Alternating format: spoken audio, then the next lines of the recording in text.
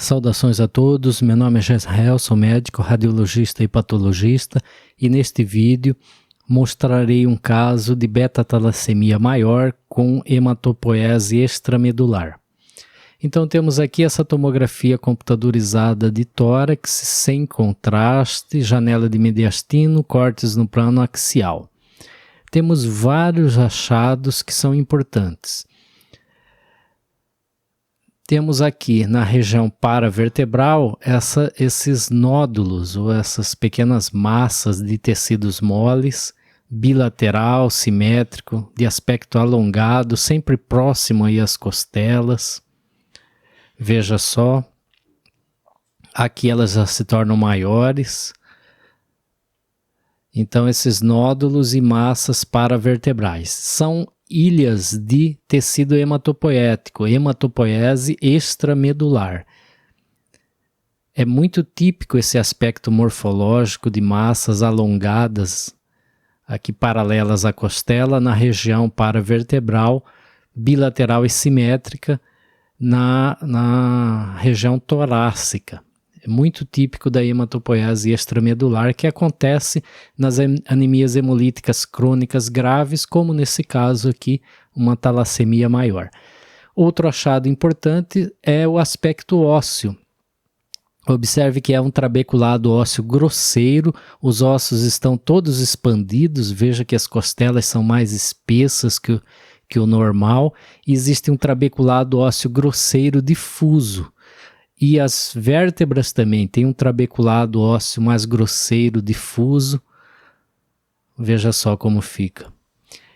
Então, o que acontece nesses casos é que você tem uma anemia hemolítica muito acentuada e ocorre um estímulo muito grande da medula óssea para produzir mais sangue, para produzir mais hemácias.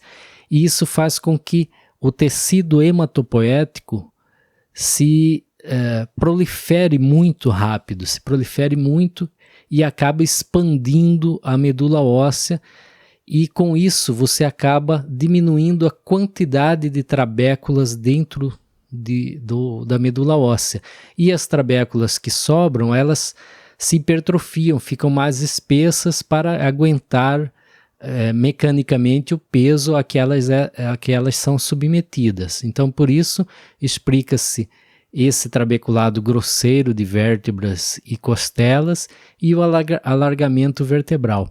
Só que a medula óssea não consegue suprir essa demanda por mais sangue, por mais hemácias, porque a destruição periférica é muito grande, a hemólise é muito grande. Então são recrutados tecidos que no feto produzem sangue. Eles voltam a produzir na vida adulta e formam-se essas massas paravertebrais de tecido hematopoético. É a chamada hematopoiese extramedular. Veja que nesse caso temos também uma cardiomegalia. Em decorrência da anemia, você tem uma insuficiência cardíaca de alto débito e, consequentemente, uma cardiomegalia. E se você observar bem, você vê que a gente consegue ver aqui o septo interventricular, a parede dos ventrículos, ela está mais densa do que o conteúdo dentro dos ventrículos. Isso acontece porque com a anemia diminui-se também a densidade do sangue. E aí você consegue, o sangue fica mais escuro, você consegue ver a parede dos ventrículos, porque o sangue ficou um pouco mais escuro. Habitualmente eles têm a mesma densidade, aí você não consegue distinguir a parede do ventrículo da luz do ventrículo. Uma outra coisa que acontece, e dá para ver nitidamente neste caso, é a hiperdensidade difusa do parênquima hepático. Isso acontece porque na anemia hemolítica é liberada uma quantidade muito grande de ferro continuamente na corrente sanguínea, e esse ferro circula e acaba se depositando em alguns órgãos, entre eles o fígado. Então ocorre um depósito de ferro, uma hemosiderose, no parênquima hepático, tanto nas células de Kupfer como também nos próprios hepatócitos. E aí aumenta a densidade do parênquima, ele fica mais hiperdenso, mais branco difusamente.